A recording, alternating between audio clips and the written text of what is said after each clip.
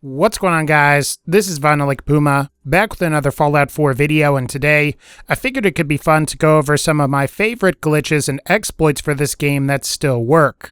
Now before we start, my goal with this video was to put together a collection of glitches and exploits that are pretty useful, and perhaps most importantly, don't require any DLC.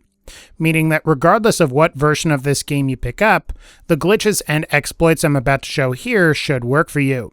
Though admittedly, you may find they work best on the console versions of the game where the player doesn't have access to the developer console.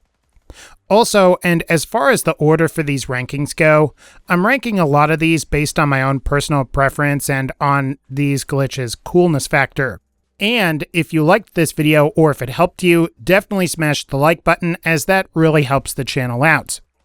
Otherwise, and without further ado, let's go ahead and start with entry number 10, and that's going to be the Companion Storage Bypass exploit. Provided you've ever taken the opportunity to trade with your companions, you've likely encountered a situation where you've hit your companion's full capacity on the amount of stuff that they can store. This can be pretty frustrating in this game, since picking up a lot of different items is a big part of Fallout 4, and not being able to store them on your companion because you ran out of space is a real bummer. Fortunately, there's a workaround for this. All you have to do is drop the item that you wanted to trade to your companion, and then simply command your companion to pick the item up. They should be able to pick it up, and provided you go and trade with your companion, you'll find that the item in question appears in their inventory, which makes this a great workaround should you find your companion's current carry weight to be lacking.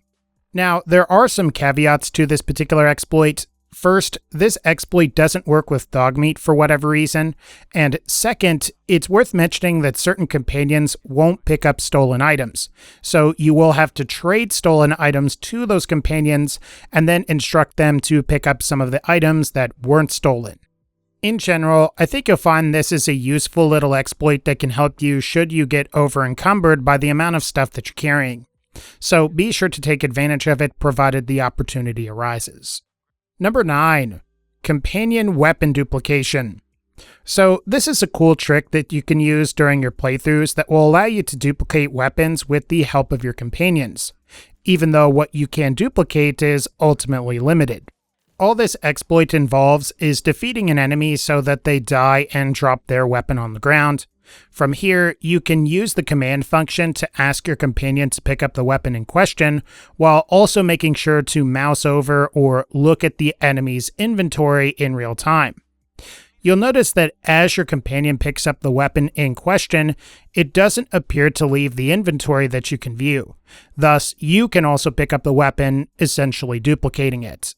Even though this exploit does have its limitations, and that you're limited to what weapon the enemy has equipped, this can still be a great way to acquire and duplicate some of the better or rarer weapons in the game, like Gatling lasers, gamma guns, plasma weapons, and Gauss rifles. You can also use this to acquire a duplicate of the alien blaster pistol as well, which is nice since there's really only one of those in the entire game. Otherwise, I think you'll find this exploit is pretty straightforward. Just be sure to keep an eye on the enemy's inventory as your companion picks up the weapon in question, and the dupe should work. Number 8. The Learning Curve Quest Exploit. While this experience exploit requires you to have joined or have good relations with the Brotherhood of Steel, the Learning Curve side quest given by Proctor Quinlan can be a great source of XP. Simply speak with Quinlan on the Pridwin, where he will inform you a scribe is waiting for you. Then be sure to walk to the Pridwin's flight deck, pull out a sniper rifle or something else with a high-powered scope, look down at the Boston airport to see if you can find a lone scribe near some barrels, crouch, take aim, and kill him as quickly as possible. If you do it correctly, you won't alert any of the other Brotherhood of Steel, which will allow you to safely return to Proctor Quinlan. Once you've met with Quinlan, you can simply say the scribe didn't make it, to which Quinlan will seem disappointed, but still award you with some caps and XP. Quinlan will then prompt you to potentially start Learning Curve again, which you can accept to repeat this entire process for additional experience and caps. What's also great about this exploit is what the Brotherhood Scribe drops. This can be a decent way to get stim packs if you constantly find you're running low, as each scribe has at least 3 stim packs on them. Plus, you can also get a small amount of fusion cells and a laser pistol or rifle each time too, which can be a great thing for the additional ammo or just to sell to vendors for additional caps. Overall, this can be a great way to get some experience if you've joined the Brotherhood of Steel, and is a glitch or exploit that's worth looking into if you want some additional XP, caps, and stim packs. Number 7. The Weapon/Armor Customization Exploit. So this is a glitch that can be used to craft weapon and armor customizations that you can't normally craft, whether it be due to an insufficient amount of resources or even a lack of the corresponding perks needed to craft said items. What you will need to do is identify whatever weapon it is you want to upgrade, go to a weapons workbench, and then look at the available customizations you can craft. This glitch will allow you to craft the customizations that are right above and right below the one you've currently got selected while consuming the resources required to make the customizations you've selected. To make this easier to understand, take a look at this 10mm pistol pictured here.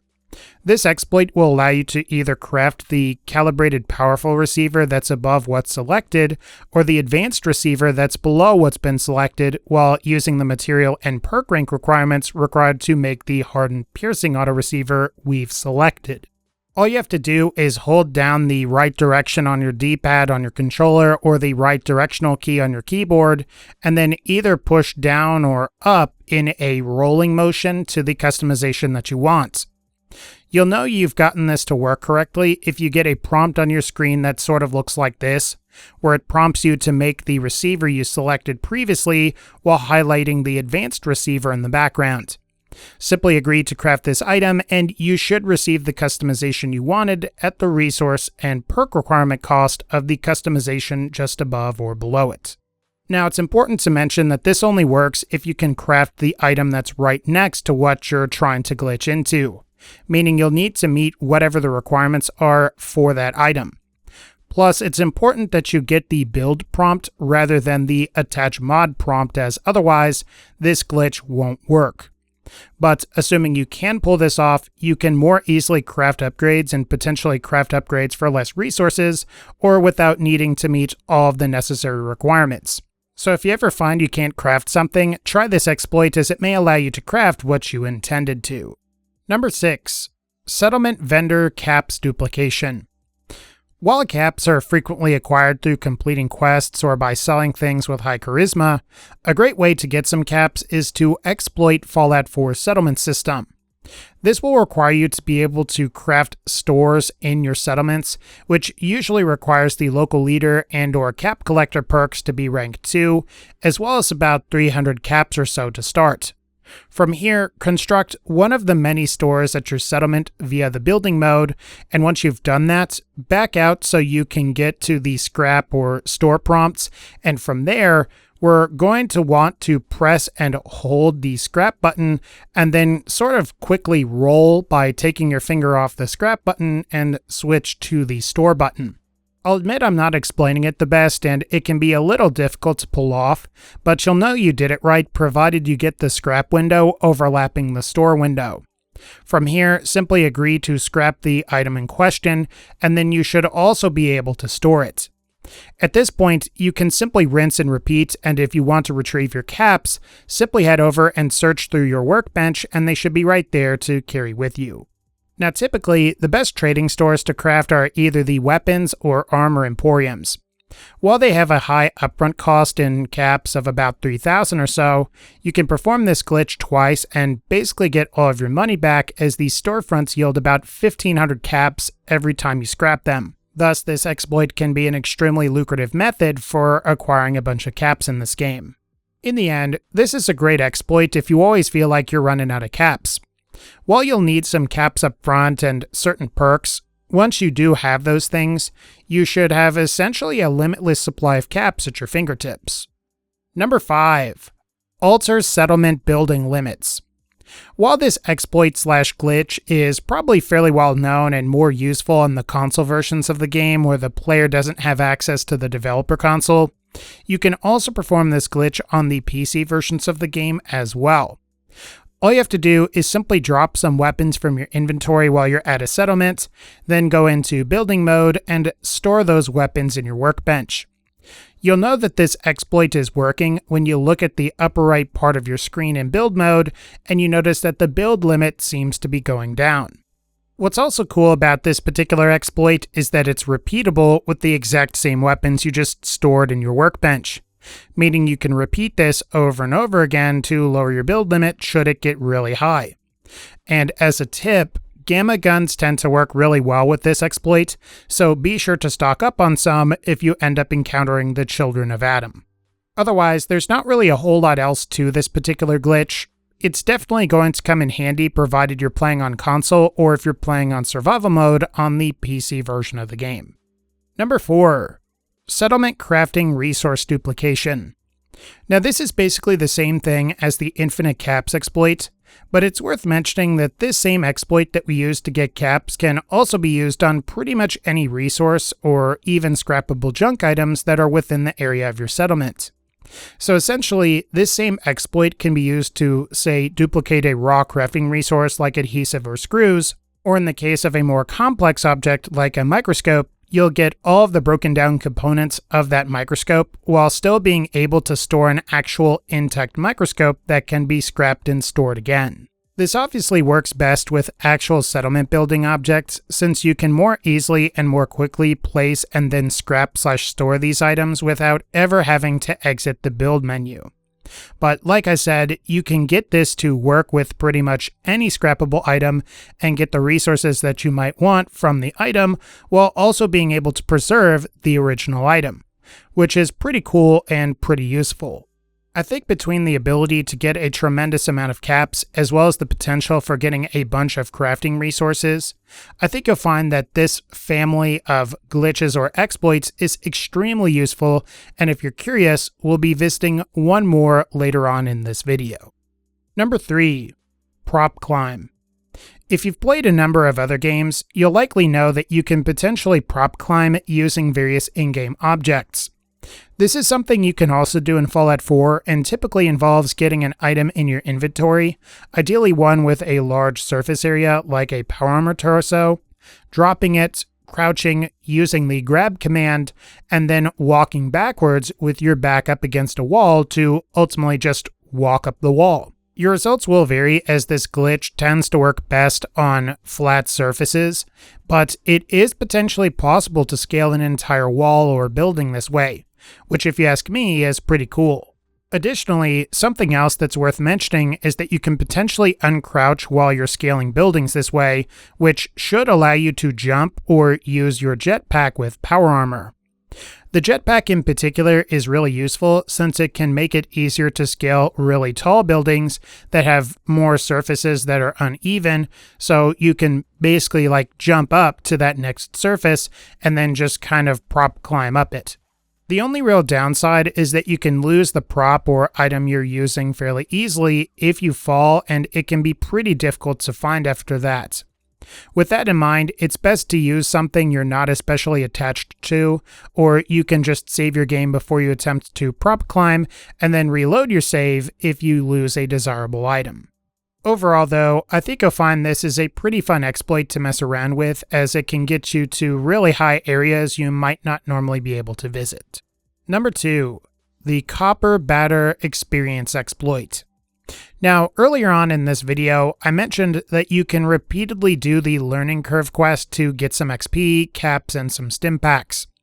The problem being, you had to be allied with the Brotherhood of Steel enough to be able to take the quest, and you also had to worry about not alerting the Brotherhood members while killing the scribe. Fortunately, there's a much easier method that requires you to have visited Saugus Ironworks to obtain the Picket Fences magazine that's near the explosive bobblehead.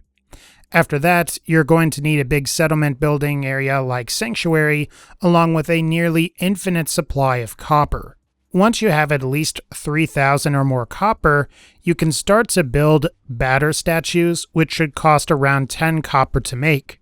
From here, you can walk and repeatedly mash the craft button like I'm doing here, and you can get an impressive amount of experience fairly quickly. The reason the batter statue works so well is that it yields a decent amount of experience every time you craft one. You can craft a bunch fairly quickly, and it also requires only one specific resource to craft. After all, tracking down just copper and then duplicating it a whole bunch is a lot easier than duplicating all of the necessary resources to build a generator that might yield the same amount of experience. Plus, batters can be placed more rapidly, making it an ideal option for those that don't have DLC. Ultimately, this is a good experience exploit, and you should find you can level up pretty quickly. Just be sure you've duplicated enough copper, as you can't get any back for scrapping the statues. And finally, number 1, the free ammo glitch. So it's actually possible to get free ammo, or more precisely, a free magazine full of ammo as you're playing Fallout 4. All you have to do is identify and equip what weapon you want free ammo for, locate its corresponding ammo type in your inventory, and then approach any in-game container and deposit all of the corresponding ammo. If you do it right, you should get a weird readout that says you have 999 ammo in your ammo pool with a full magazine. From here, you can simply fire guns like normal until the magazine runs out, which will subsequently require you to find more ammo, or you can simply repeat this glitch again by simply unequipping the weapon, retrieving the ammo from the in-game container you used, and then rinse and repeat. Now, you will find that there are some weapons and certain legendary effects, like the never-ending effect, that don't play well with this exploit, but I think you'll find that the vast majority of ranged weapons will work. In fact, the weapons that tend to benefit the most are weapons with larger magazine sizes, like the minigun. Additionally, this free ammo doesn't weigh anything in survival mode, which means you can potentially use this to great effect on weapons with really heavy ammo like Fat Mans or missile launchers. What I also think makes this exploit work so well is that Fallout 4 has containers just about everywhere, meaning you should always be able to take advantage of this exploit just about anywhere you are. All you have to do is remember not to swap weapons or pick up the particular weapon's corresponding ammo, as the effects are lost. In general though, this is a great exploit to take advantage of and should come in handy in tough situations.